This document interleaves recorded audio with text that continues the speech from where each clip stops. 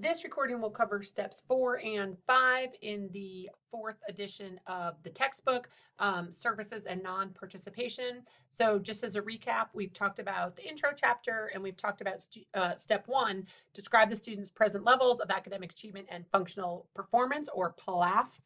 We talked about writing measurable annual goals. That was step 2. And then step 3, how are we going to measure and report our students' progress? So we will talk about step 4 and step 5, state the services needed to achieve their annual goals, remember from up here, and explain the extent, if any, to which the student will not participate with non-disabled students in the regular class and in extracurricular and other non-academic activities. That is a very long title for step 5. I am, purposely rolling these out in phases because hopefully as we get into steps 4 and 5, you'll be able to relate it back to the IRIS module that you work through about IEPs. You'll be able to relate it to the Thomas case study that you might be working on. Okay, so that's kind of why I am releasing the steps in stages and not all at once. Okay, so step 4 is state the services needed to achieve the annual goals. And what we want to think about here is, the statement of special ed and related services describes how and where the specialized instruction will be provided to help students achieve their annual goals. All right, so if you think back to the other steps, to our earlier steps, I should say, PLAF describes where the student is now, right? Where they are right now, their present levels. Annual goals describe where we want them to be or where they should be in 1 year.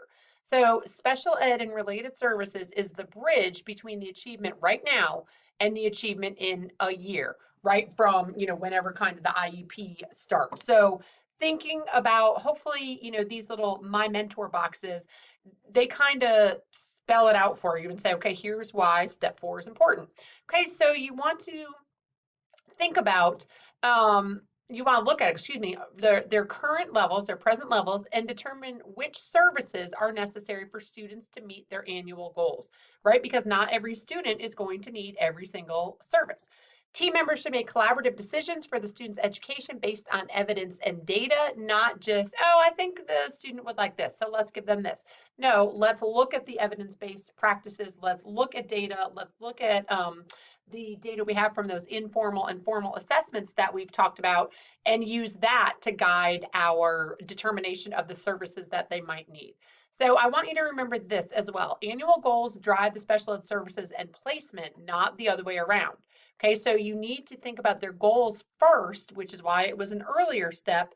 And then you're going to think about how can we as the team provide special education services and the proper placement to allow them to reach their goals. Okay, so you're not going to determine their services and their placement first and then think about what goals fit.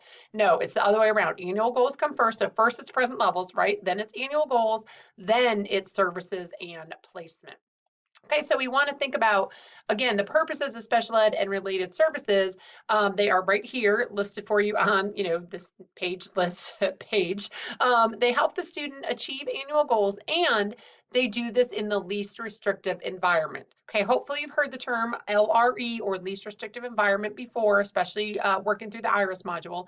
And also it is talked about in Thomas's case. So what exactly is the least restrictive environment? Oh, sorry.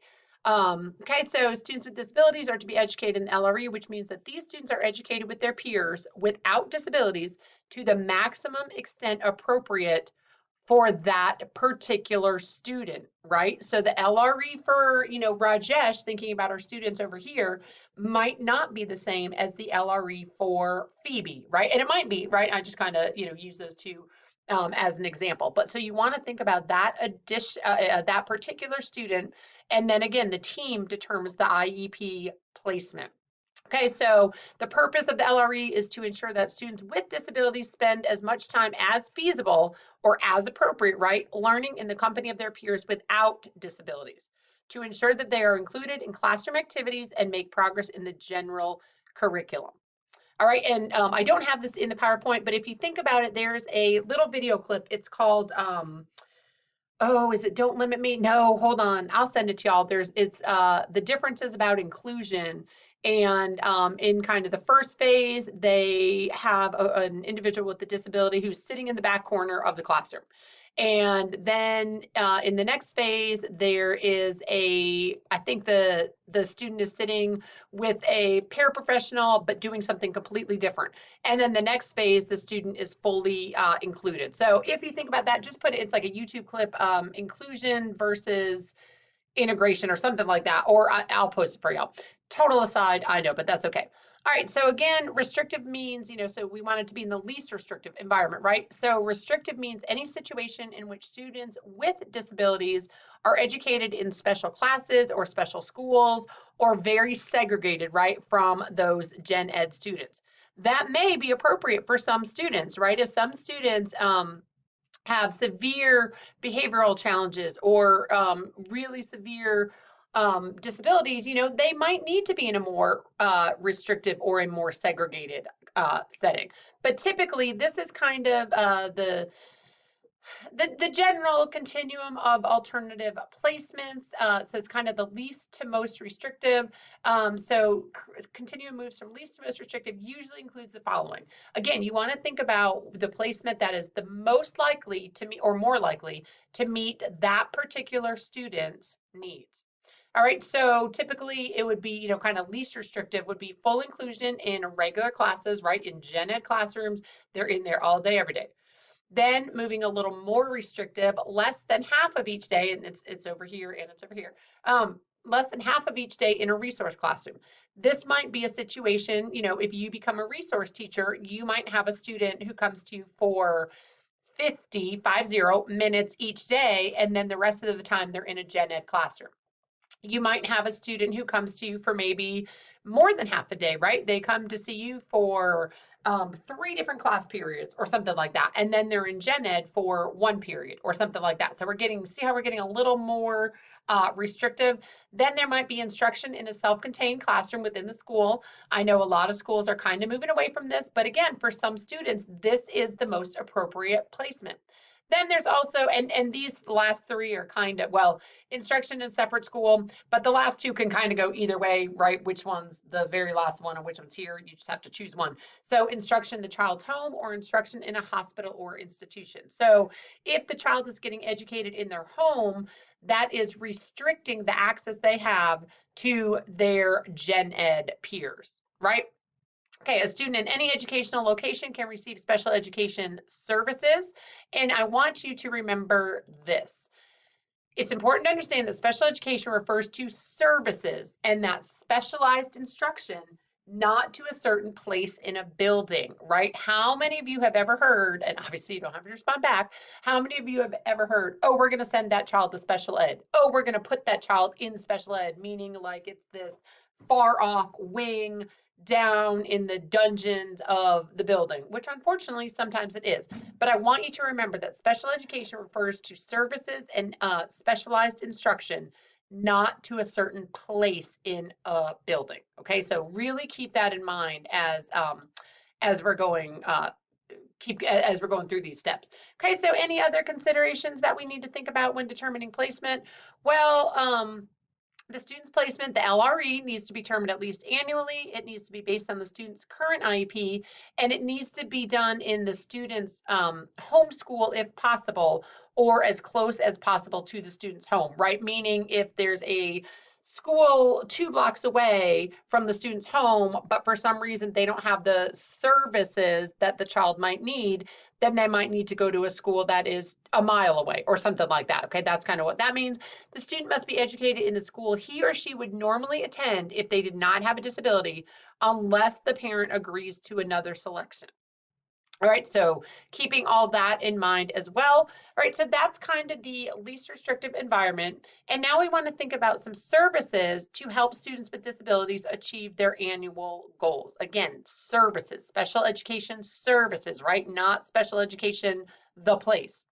Okay, I know back kind of when I was in school, as like an elementary student, they would always say, oh, we're going to send that child can't behave. We're going to send him to special ed. Well, that's not really how it's supposed to be.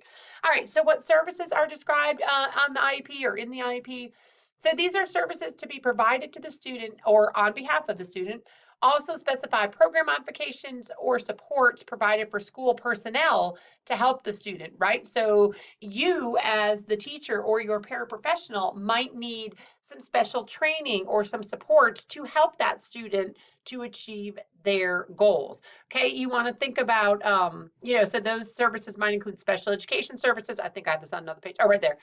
Related services and supplementary aids and services. You want to make sure you're using, again, evidence-based practices, strategies, materials, methods, stuff like that, not just stuff that, you pull from the sky and say, oh yeah, this sounds good.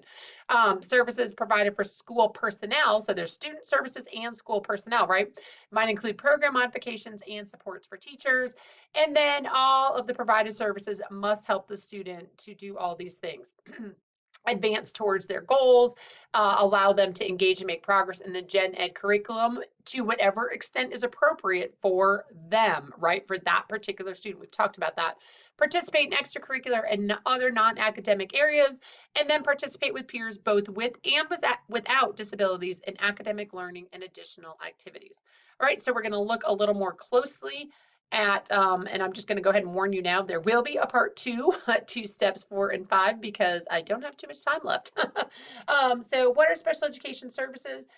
Take a few minutes and look at these video examples. So this one's an occupational therapist. This one is a speech therapist. This one is a physical therapist. And we want to think about, how these therapists, these related services providers are using specific examples and non-technical language to help explain, in this case, Jack's progress so that his mother or his family can understand. Okay, so take a few seconds and watch these videos. So again, special education services, specially designed instruction to meet the unique needs of that particular student with disabilities. So who receive services, excuse me, students who qualify under one of the IDEA categories, right? We've talked about that. Okay, who provides the services? Well, it could be a special ed teacher, it could be an occupational therapist, physical therapist, speech language pathologist, stuff like that, okay? A paraprofessional or a paraeducator could provide some services, but that would be under the direction of, you, right? The licensed special education teacher. So what services are provided across the continuum of educational placements determined by the IEP team? Oh, excuse me, where? I lied. I'm just making up things.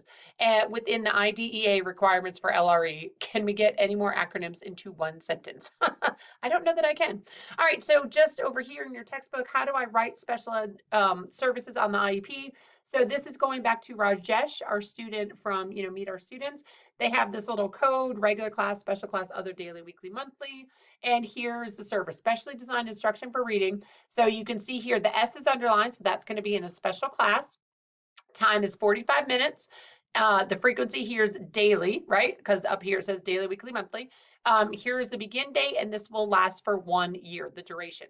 So this particular IEP team decided that the special education teacher will need to provide specially designed reading instruction for Rajesh in the resource room for 45 minutes each day, because that is what is appropriate for him, right? For another student, this instruction may take place in the gen ed classroom, and the student might only need 30 minutes each day, or they might only need 30 minutes a week or something like that. Okay, so that's a way that services are written into the IEP. Again, a few more or another example.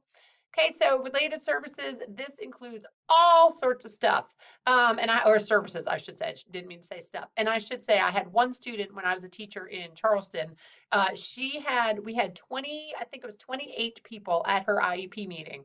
She had a severe seizure disorder. So she had some medical service. She had some transportation issues. She had school nurse services. So there are all sorts of options for related services. Okay, so transportation, you might have a student who might need special education transportation because their behavior prevents them from riding on the non-special education bus or something like that. Okay, there might be orientation and mobility, finding your way kind of in space and around school. So any student with an IEP may receive related services if they are necessary. Services are provided by those licensed in that area. Like as a special ed teacher, you will not be doing physical therapy or OT, provided in the regular classroom, separate room, or office, or in other settings, whatever is appropriate. All right, I'm going to stop right here, but come back for part 2 of steps 4 and 5.